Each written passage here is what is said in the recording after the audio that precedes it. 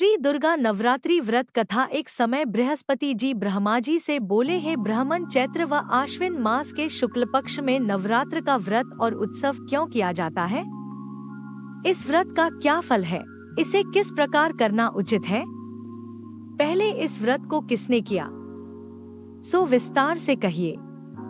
बृहस्पति जी का ऐसा प्रश्न सुन ब्रह्मा जी ने कहा, हे बृहस्पति, प्राणियों के हित की इच्छा से तुमने बहुत अच्छा प्रश्न किया है। एक समय जो मनुष्य मनोरथ पूर्ण करने वाली दुर्गा, महादेव, सूर्य और नारायण का ध्यान करते हैं, वे मनुष्य धन्य हैं। यह नवरात्र व्रत संपूर्ण कामनाओं को पूर्ण करने वाला है। इसके करने से पुत्र की कामना वाले को पुत्र, धन की लालसा वाले को धन, विद्या की चाहना वाले को विद्या और सुख की इच्छा वाले को सुख मिलता है। इस व्रत को करने से रोगी मनुष्य का रोग दूर हो जाता है, मनुष्य की संपूर्ण विपत्तियां दूर हो जाती हैं और घर में समृद्धि की वृद्धि होती है। बंध्या को पुत्र प्राप्त होता है, समस्त पापों से छुटकारा मिल जाता है और मन का मनोरथ सिद्ध हो जाता है। जो मनुष्य इस नवरात्र व्रत को नहीं करता, वह अनेक दुखों को भोगता है और कष्ट व रोग से पीड़ित हो अंगहीनता को प्राप्त होता है। उसके संतान नहीं होती और वह धन धान्य से रहित हो भूख और प्यास से व्याकुल घूमता फिरता है तथा संज्ञाहीन हो जाता है। जो सधवा स्त्री इस व्रत को नहीं करती, वह पति सुख से वंचित हो नाना दुखों को भोगती है।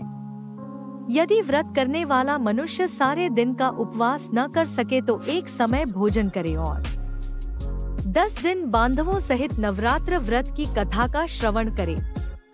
हे बृहस्पति, जिसने पहले इस महाव्रत को किया है, वह कथा मैं तुम्हें सुनाता हूँ, तुम सावधान होकर सुनो। इस प्रकार ब्रह्मा जी का वचन सुनकर बृहस्पति जी बोले, हे ब्राह्मण, मनुष्यों का कल्याण करने वाले इस व्रत के इतिहास को मेरे लिए कहो, मैं सावधान होकर सुन रहा हूँ।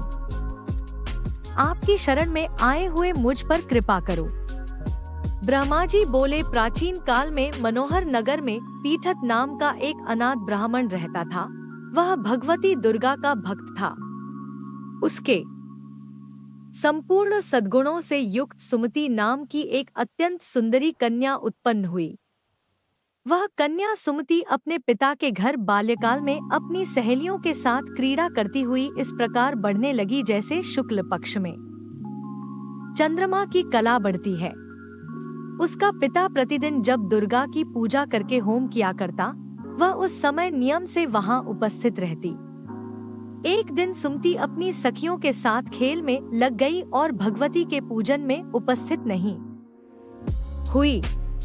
उसके पिता को पुत्री की ऐसी असावधानी देखकर क्रोध आया और वह पुत्री से कहने लगा, अरे दुष्ट पुत्री, आज तूने भगवती का पूजन नहीं किया, इस कारण मैं किसी कुष्ठ रोगी या दरिद्र मनुष्य के साथ तेरा विवाह करूंगा।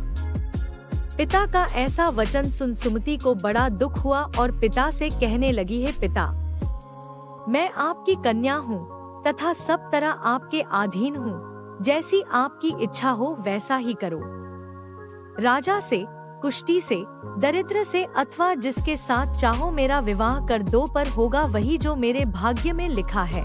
मेरा तो अटल विश्वास है, जो जैसा कर्म करता है उसको कर्मों के अनुसार वैसा ही फल प्राप्त होता है, क्योंकि कर्म करना मनुष्य के अधीन है पर फल देना ईश्वर के अधीन है।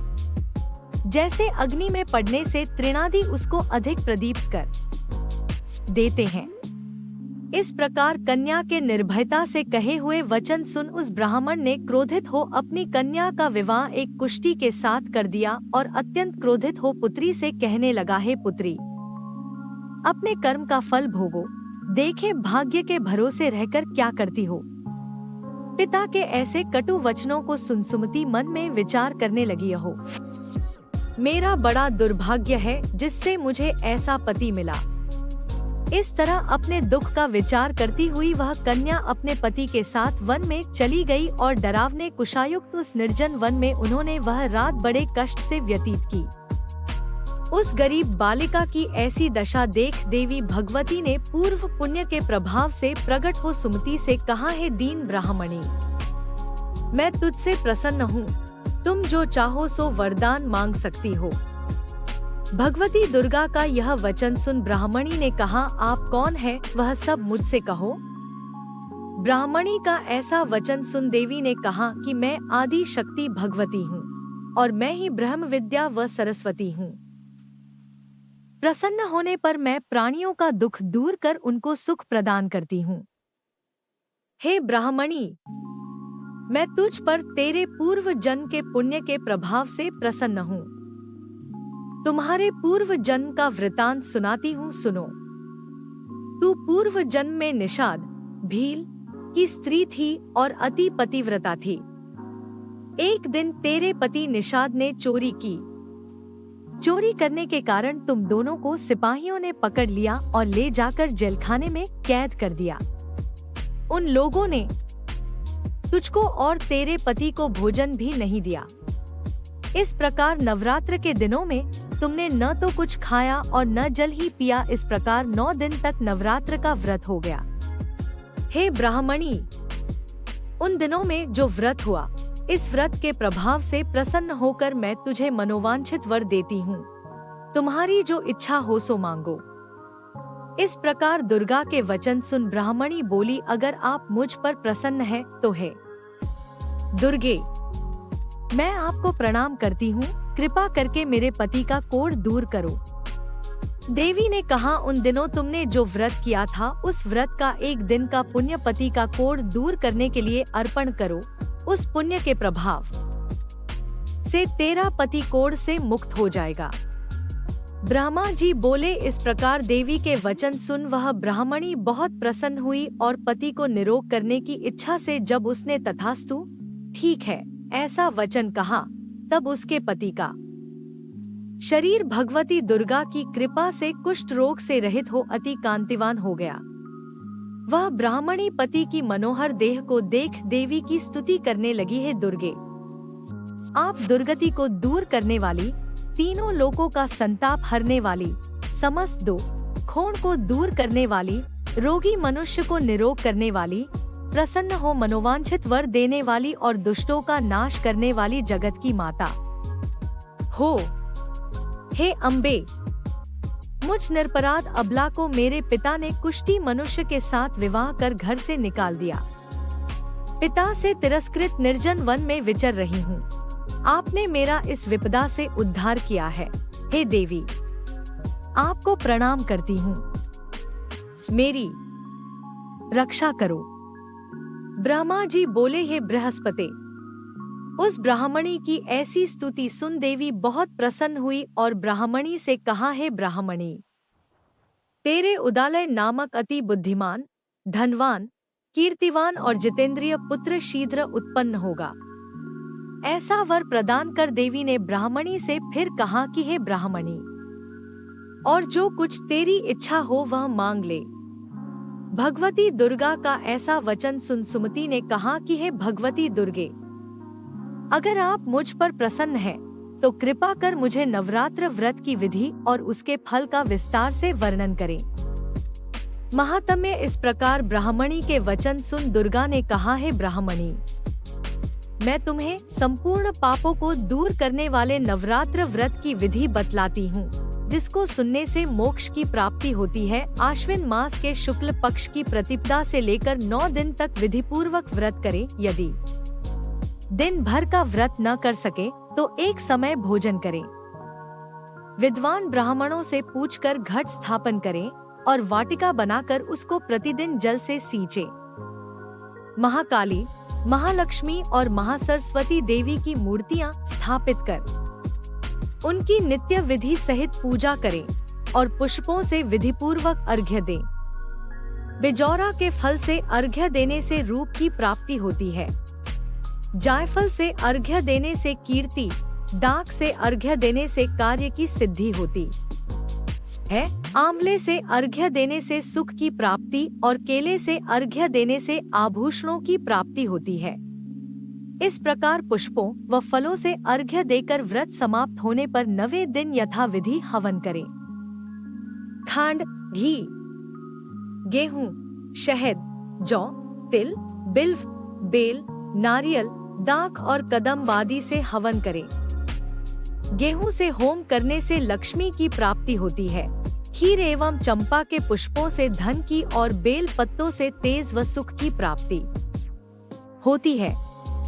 आंवले से कीर्ति की और केले से पुत्र की, कमल से राज सम्मान की और दाखों से संपदा की प्राप्ति होती है। खांड, घी, नारियल, शहद, जौ और तिल तथा फलों से होम करने से मनोवांछित वस्तु की प्राप्ति होती है। व्रत करने वाला मनुष्य इस विधि विधान से होम कर आचार्य को अत्यंत नम्रता के साथ प्रणाम करे और यज्ञ की सिद्धि के लिए उसे दक्षिणा दे। इस प्रकार बताई हुई विधि के अनुसार जो व्यक्ति व्रत करता है उसके सब मनोरथ सिद्ध होते हैं, इसमें तनिक भी संदेह नहीं है। इन 9 दिनों में जो कुछ दान आदि दिया जाता है उसका करोड़ों गुना फल मिलता है। इस नवरात्र व्रत करने से अश्वमेध यज्ञ का फल मिलता है। हे ब्राह्मणी, इस संपूर्ण कामनाओं को पूर्ण करने वाले उत्तम व्रत को तीर्थ, मंदिर अथवा घर में विधि के अनुसार करें। ब्रह्मा जी बोले, हे बृहस्पति। इस प्रकार ब्राह्मणी को व्रत की विधि और फल बताकर देवी अंतर्ध्यान हो गई।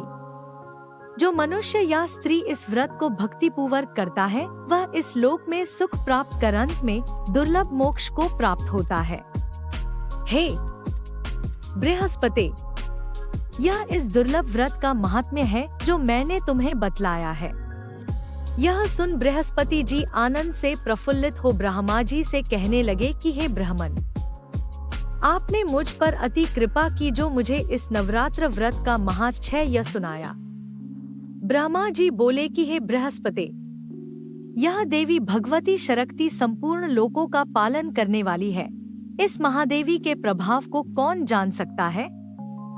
बोलो देवी भगवती की जय।